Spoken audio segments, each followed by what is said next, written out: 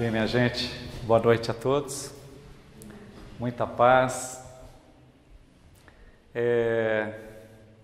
No nosso estudo do Evangelho, chegamos no capítulo 2. Então, o assunto que vai nos entreter hoje tem o título de Meu Reino Não É Deste Mundo. Nós vamos partir de um comentário do João, do evangelista João, para que a gente possa estar falando desse capítulo. Ele relata que Pilatos voltou a entrar no pretório e questiona Jesus. Tu és o rei dos judeus? Ao que Jesus responde: Não, não sou o rei dos judeus. Se eu fosse, os meus comandados haveriam de tomar providências e evitar que eu fosse molestado, evitar que eu fosse preso. E Pilatos, meu reino, Jesus vai dizer que o meu reino não é deste mundo. E Pilatos então torna a questionar Jesus. Então tu és rei? E ele vai dizer: tu o dizes. Se eu vim nesse mundo, não foi para outra coisa senão ter compromisso com a verdade.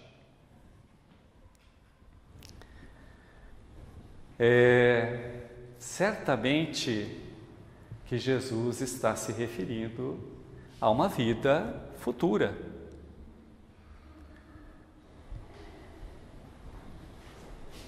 Não poderia ser de outra forma, vindo daquele que diz que não veio destruir a lei, e sim dar seguimento a ela.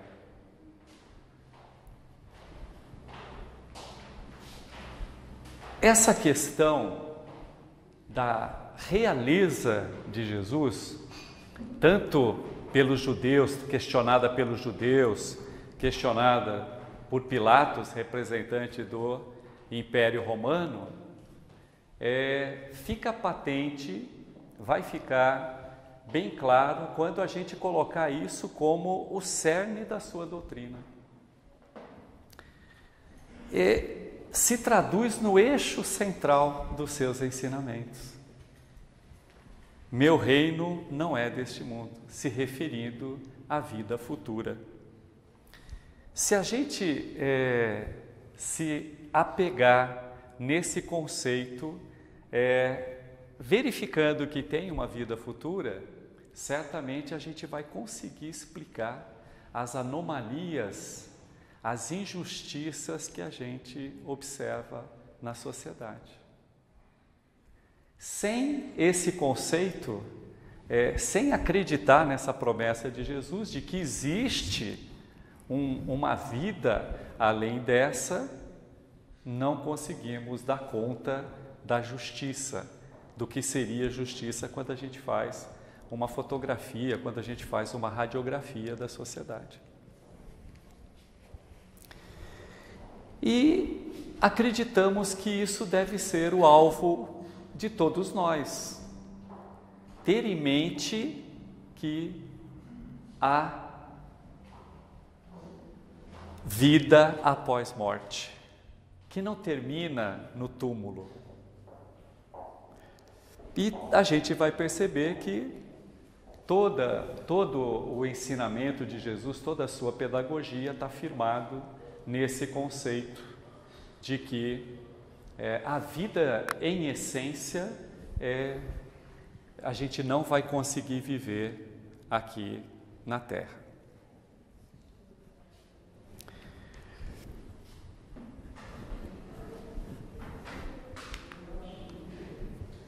Será que a gente pode pensar em recompensa na observância dessa lei?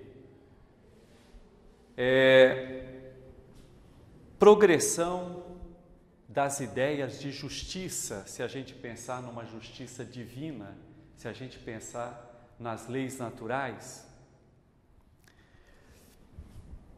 Quando Jesus afirma que ele não veio destruir a lei, ele está se referindo a que lei?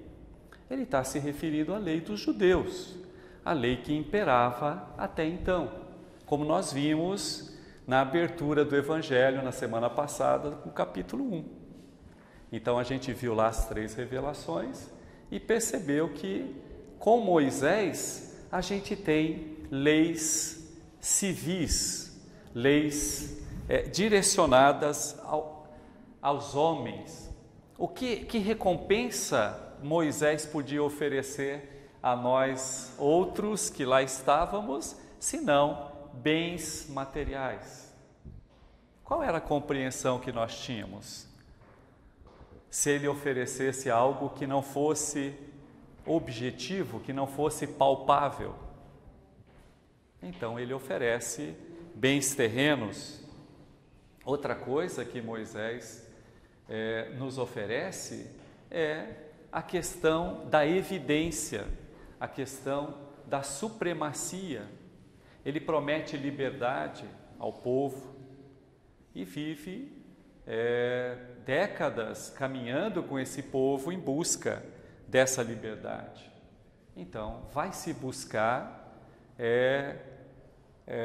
a supremacia, a evidência, mas em termos de império, né? Em termos de edificação. Vitória contra o inimigo, quer dizer, suplantar o inimigo, isso tudo imperava até a vinda de Jesus. E isso tudo era uma promessa vinda de Moisés, né? Quando a gente tem recompensas aqui mesmo nessa vida, sem a expectativa, né, de uma vida futura. E com Jesus, será que as recompensas são daqui? Não, com certeza não, porque ele vai abrir um leque de bem-aventuranças, ele vai enumerar pelo menos uma dezena de bem-aventuranças no Sermão do Monte, e promete a visão de Deus, promete o reino dos céus, promete até a terra a quem for pobre de espírito, a quem for aflito, a quem perseguir a justiça, a quem for manso, a quem for puro de coração. Enfim, como esperar alguma recompensa terrena com esses atributos?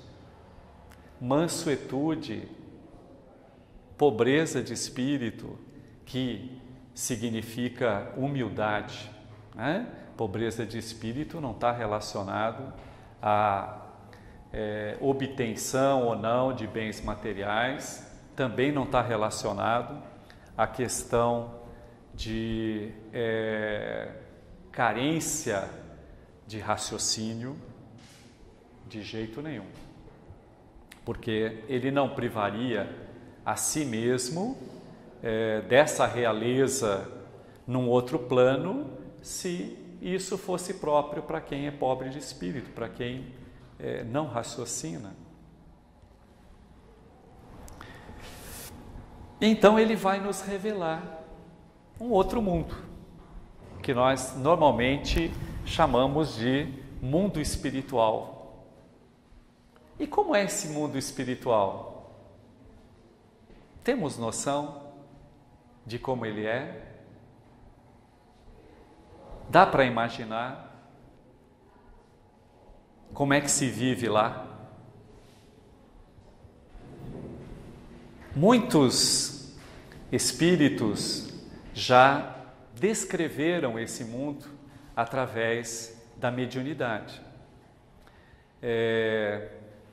Talvez o maior expoente desses espíritos seja André Luiz. André Luiz, depois de desencarnado, depois que passou a habitar a espiritualidade, ele, voltando à consciência, tomando plena consciência do seu estado, ele vai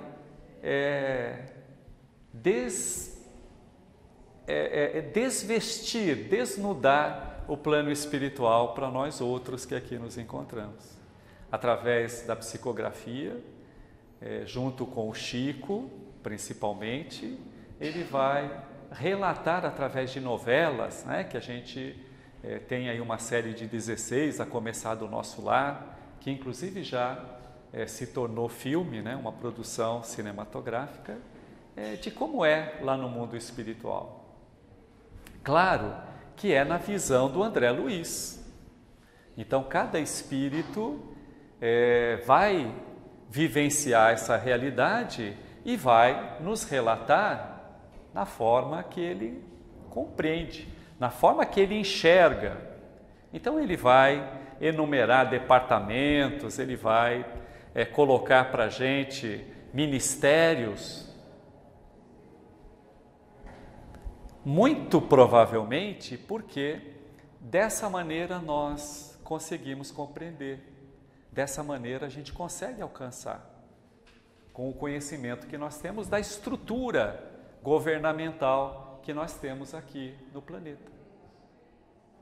Fala de todos os setores sociais, na relação de família, relação econômica, ele fala do trânsito, enfim, muito certamente ele está ilustrando e elucidando aquilo que Jesus não podia falar nesse momento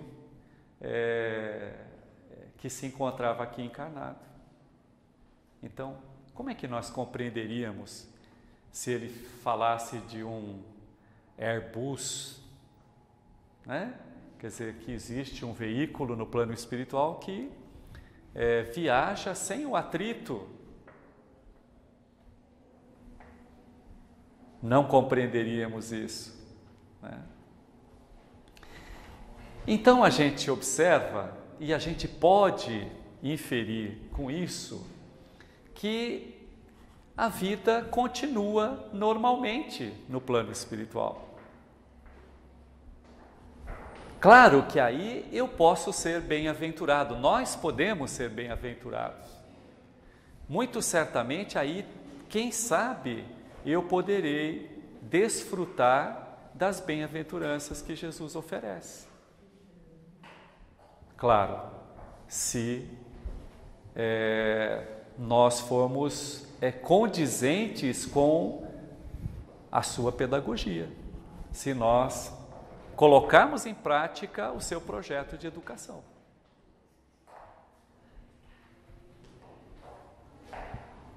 Muito bem. O que nós estamos aqui estudando é a luz do Espiritismo. E o Espiritismo, vindo em meados do século XIX, entrada do período moderno, ele vai dar para nós uma noção muito racional, muito lógica desses ensinos de Jesus. Tanto é que nós, estudantes da doutrina espírita, nós temos a nossa moral baseada na moral do Cristo. E com a ajuda desses próprios espíritos que participaram dessa revelação, é que nós temos notícias do lado de lá. Então nos chegam notícias de nosso lar, que a gente citou aqui. Mas e o inferno?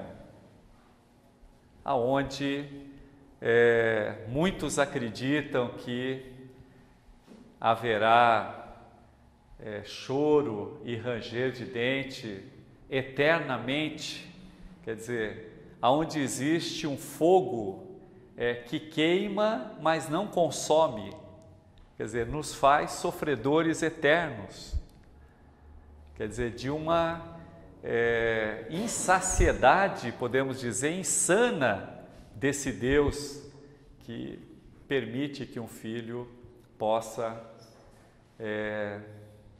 sofrer eternamente no inferno. Só porque não foi obediente. Não temos notícias também do paraíso. Há quem acredite que, se formos obedientes à lei, vamos deixar de trabalhar. Então nós vamos habitar um local aonde é só descanso, aonde é sombra, água fresca, leite, mel, enfim, seremos sustentados eternamente, né, sem trabalhar. Difícil conceber isso, né? Por isso que nós citamos que a doutrina espírita é essencialmente racionalista. Tudo aquilo que foge à razão, nós não é prudente que a gente aceite. Ela está pautada na lógica, está pautada nas situações causais, quer dizer, sem que haja a ocorrência dessa lei de causa e efeito, ação e reação, enfim, que possamos colocar isso em suspenso e aguardar a informação vir de forma universal, não só de uma fonte, para que a gente possa admiti-la como real, admiti-la como verdadeira. Eu vou citar um trechinho do Evangelho segundo o Espiritismo na orientação de Allan Kardec sobre isso que nós estamos falando. Com o Espiritismo, a vida futura deixa de ser simples artigo de fé, mera hipótese, torna-se uma realidade material que os fatos demonstram. Então, com o advento do Espiritismo, com o advento do Evangelho segundo o Espiritismo, nós vamos acreditar, se é que acreditamos, de forma a compreender de forma racional, não de forma dogmática, não de forma de crença, que ele coloca aqui, né? Não só pela fé, mas sim porque nós vamos constatar isso. De forma material ele coloca, porque o mundo é um só. Didaticamente a gente separa mundo material, onde nós falamos das leis de Moisés, e mundo espiritual, onde nós estamos falando da realeza de Jesus.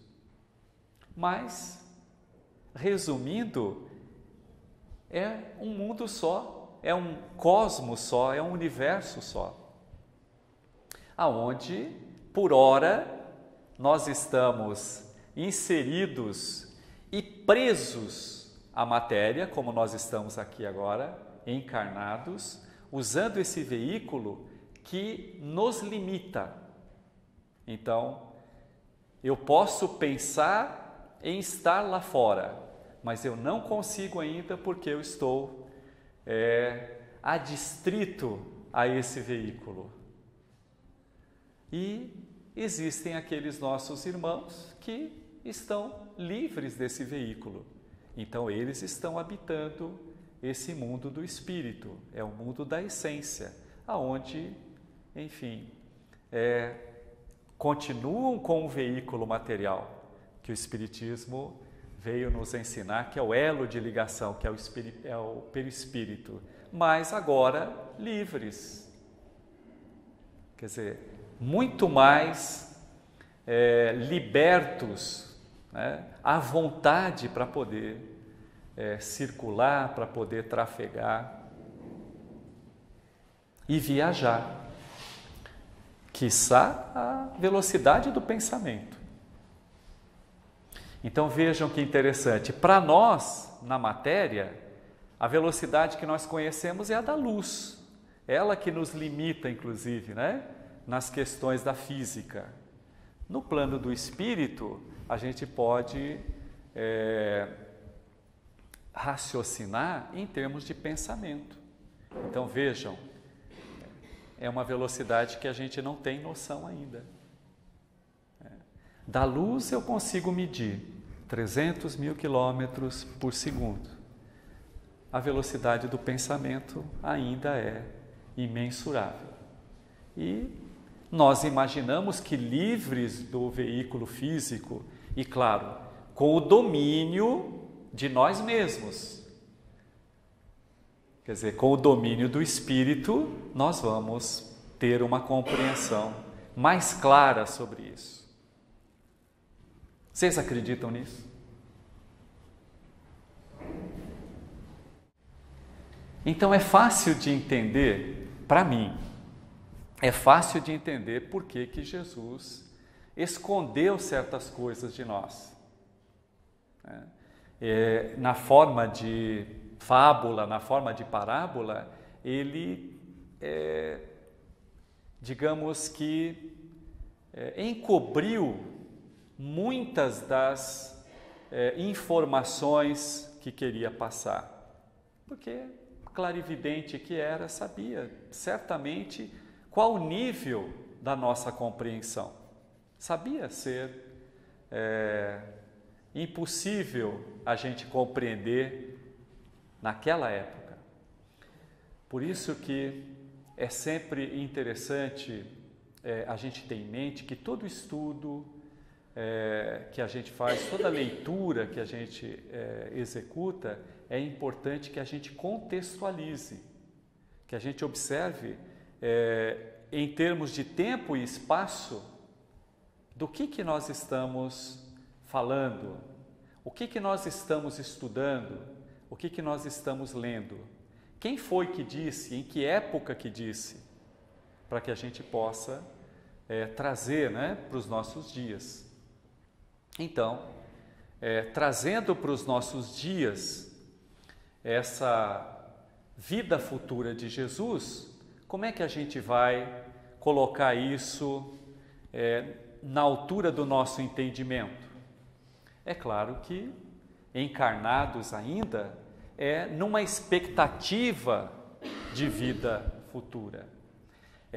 Ter as nossas ações calcadas, orientadas por esse entendimento de imortalidade, por esse entendimento de que vida de verdade é a vida futura, é a vida do Espírito.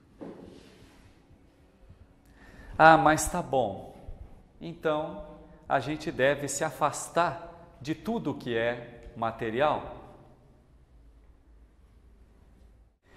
A matéria é ela que proporciona a percepção, quer dizer, a percepção do espírito, dos sentidos, é através da matéria. Quer dizer, a matéria é um laboratório onde nós, espíritos, percebemos, experimentamos, vivemos, enfim. Então, a matéria é importante, quer dizer, ela é um dos princípios do universo. Então, dentro do entendimento da doutrina espírita, da dualidade, da doutrina espírita, o que existe é matéria, espírito e Deus. Vejam como fica mais simples assim, fica mais compreensível. Então, se existe dois princípios no entendimento espírita, um é o princípio material, outro é o princípio espiritual, então os dois princípios são importantes na existência. E se nós entendemos Jesus como educador, se nós entendemos Jesus como aquele, como muitos outros, que trouxeram um projeto educacional para que a gente pudesse ser feliz, então é importante compreender que a gente está aqui para aprender. Então nós estamos na matéria para que ela nos ajude a compreender, para que ela nos ajude a perceber. Então, percebendo, esse sentido vai para o Espírito e é ele quem interpreta, é ele quem define, é ele que tem liberdade de decidir o que fazer, que rumo tomar. Então, se a gente expandir agora a nossa imaginação, né, para o universo de Deus, nós vamos ver que ele é infinito e é de matéria. Então nós vamos continuar vivendo na matéria.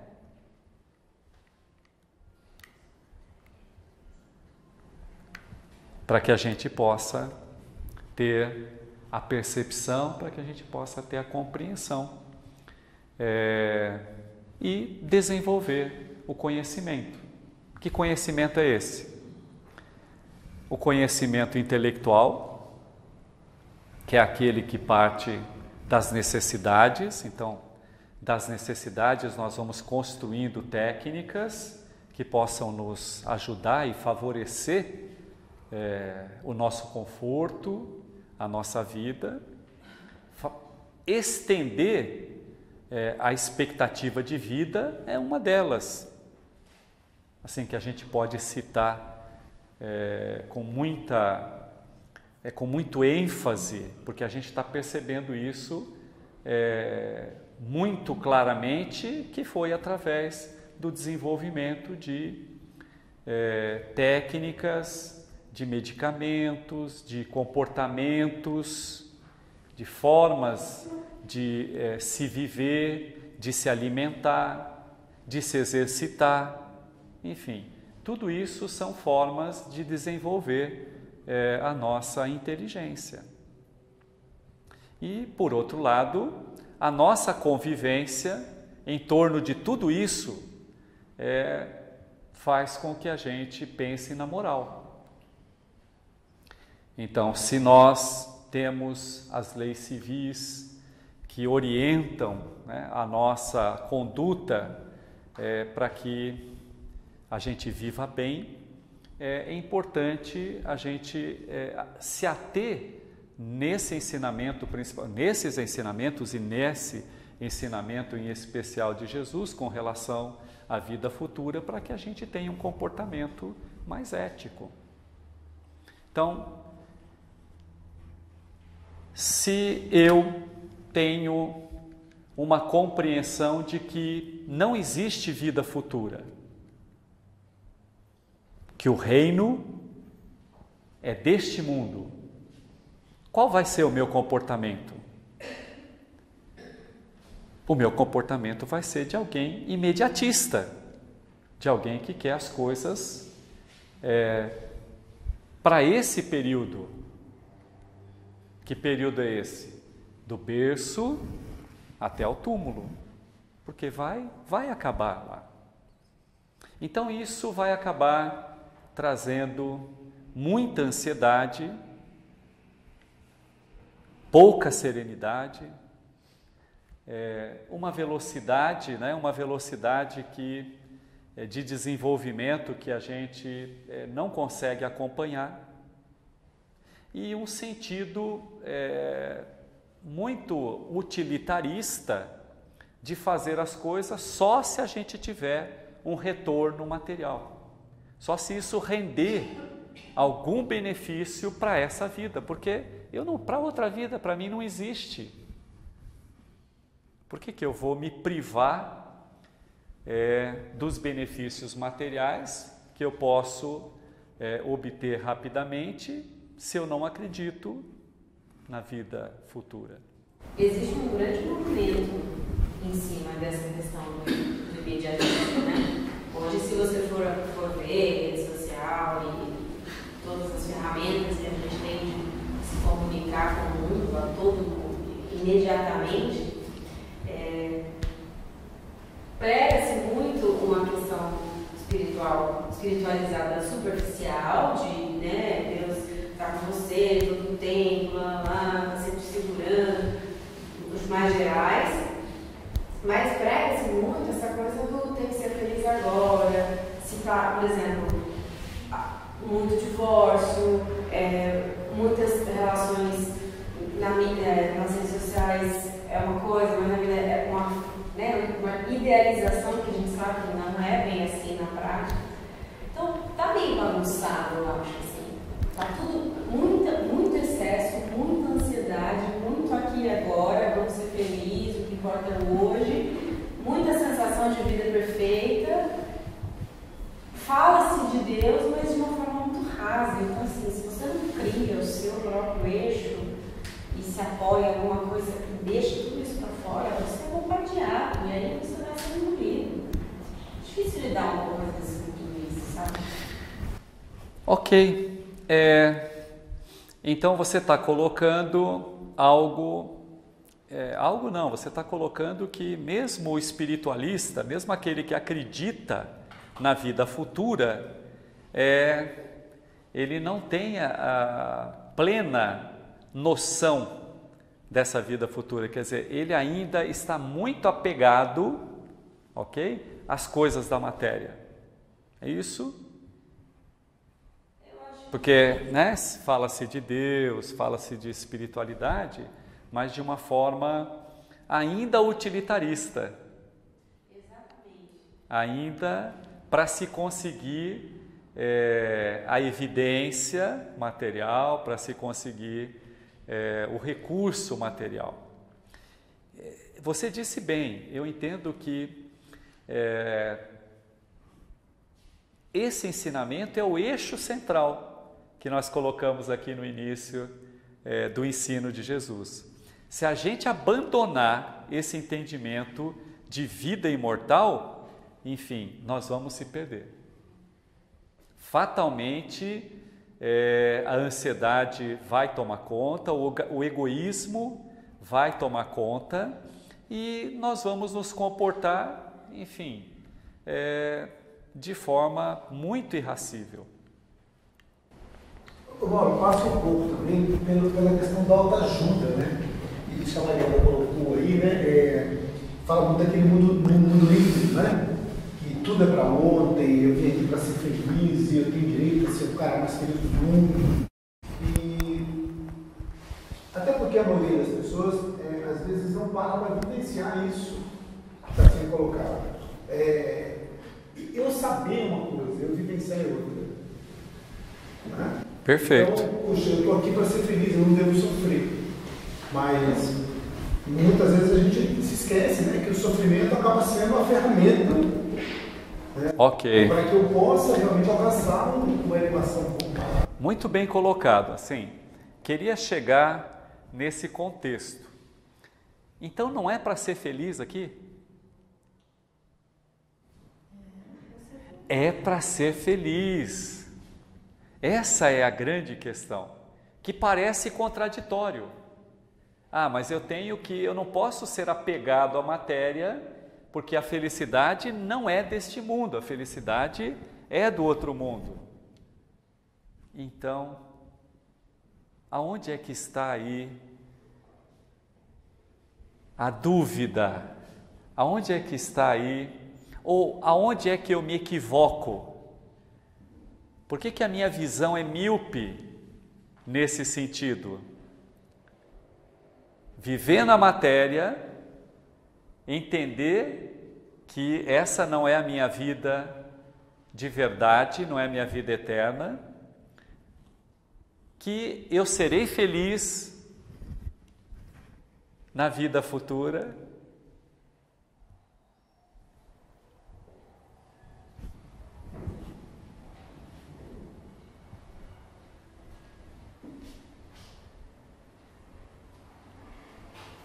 Que interrogação, não? Nós estamos aqui para ser felizes. Eu penso que a grande questão é confundir a felicidade. Acreditar, quer dizer, a questão é, vamos conceituar a felicidade, o que é a felicidade, né? Então, se eu entender que ser feliz é somente ter, ser o primeiro, ok? Não perder, só ganhar, acertar todas no casamento, na escolha da profissão, enfim. Se eu entender que ser feliz é isso, eu vou viver frustrado a vida inteira. Agora, se eu compreender que tudo isso são ocasiões ou são situações que vão despertar a minha percepção espiritual para uma realidade futura, então eu posso ser feliz mesmo na doença, mesmo na pobreza, mesmo na tal da tristeza. Mas existe a possibilidade de determinadas, às vezes as pessoas entenderem errado isso de pensar somente em algo melhor no futuro e entrar numa zona de conforto falando assim, eu vou deixar isso chegar para essa melhor. O que vai ocorrer no futuro é a colheita do que eu planto hoje.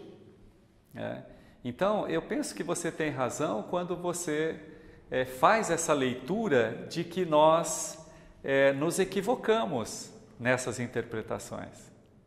Então, a expectativa da vida futura não é para você viver num mundo de sonhos, não é para você viver esperando, isso acontecer. Não, é para viver o momento, quer dizer, é o plantio de hoje que vai garantir esse futuro. A nossa mente, a nossa consciência tem que estar no presente, naquilo que eu estou fazendo. É a compreensão de que, mesmo acreditando na vida futura, e por acreditar na vida futura, é que eu devo entender que eu devo fazer nessa vida, eu devo agir, continuar trabalhando, eu devo continuar aprendendo. Ok?